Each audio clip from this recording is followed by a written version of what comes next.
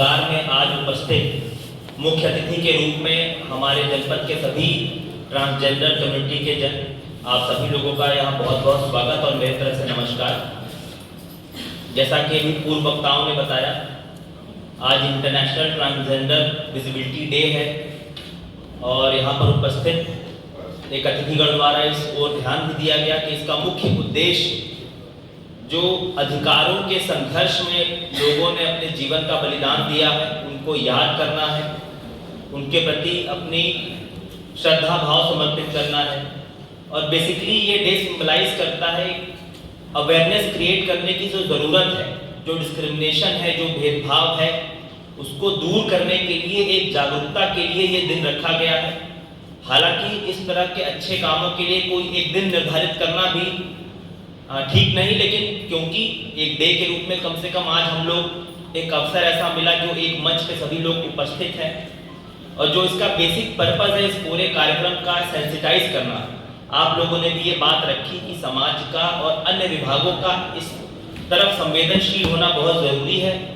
तो मैं कम से कम आपको अपनी ओर से आश्वस्त करता हूँ कि आज जितनी भी बातें इस सभागार में विशेषकर आप लोगों की तरफ से रखी गई हैं, बहुत हद तक जागरूकता आई है। अगर मैं खुद की भी बात करूं, पुलिस डिपार्टमेंट में रहते हुए हमारा बहुत इंटरेक्शन होता है किन्नर वर्ग के लोगों से, लेकिन अभी तक खुद मेरी भी इतनी नॉलेज में वृद्धि कभी नहीं हुई जितनी आज यहाँ आप लोगों की बातों को सुन के हुआ। इसके लिए आप सभी लोग धन्यवाद के पात्र हैं।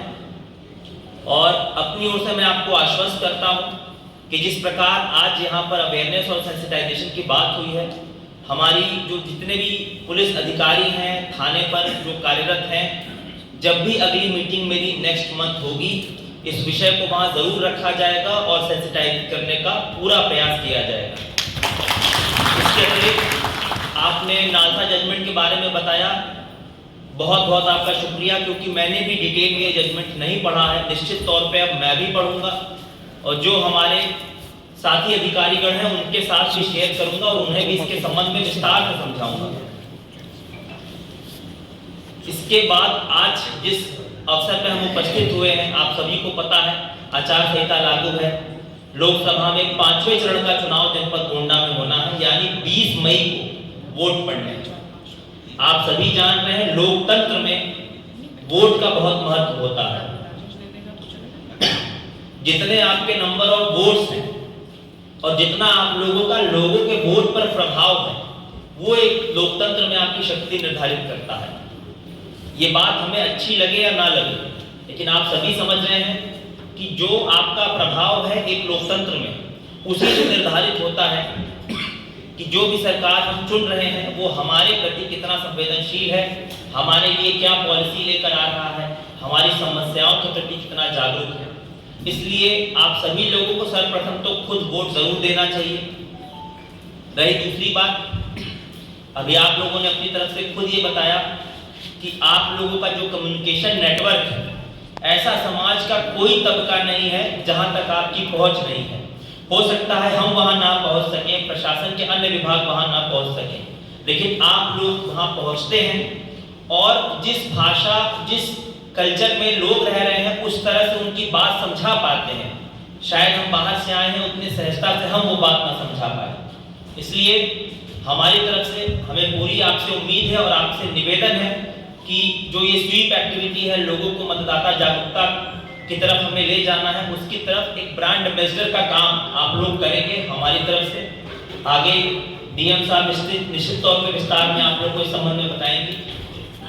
पुलिस की ओर से मैं बस इतना ही कहना चाहूँगा कि कभी भी आप निसंकोच थाने को अपनी किसी भी समस्या के लिए अप्रोच करिए।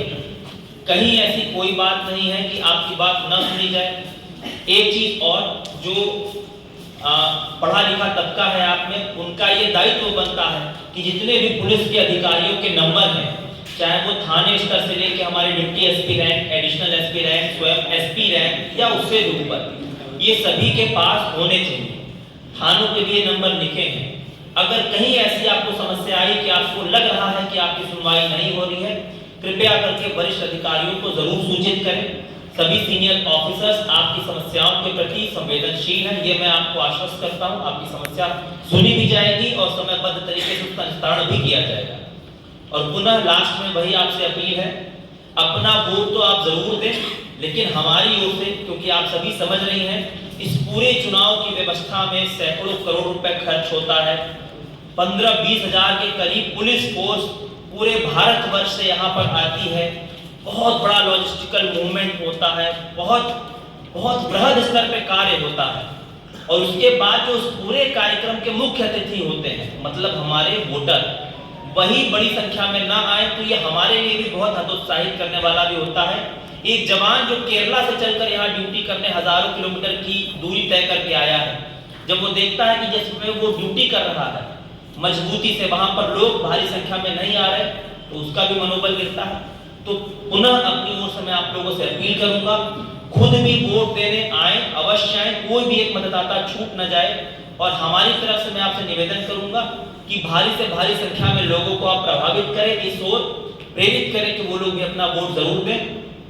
पुनः आप सभी लोगों का बहुत बहुत धन्यवाद। आप लोग इतने शॉर्ट नोटिस पे अपने अपने कामों को छोड़कर यहाँ पर उपस्थित हुए हैं। धन्यवाद। जय हिंद।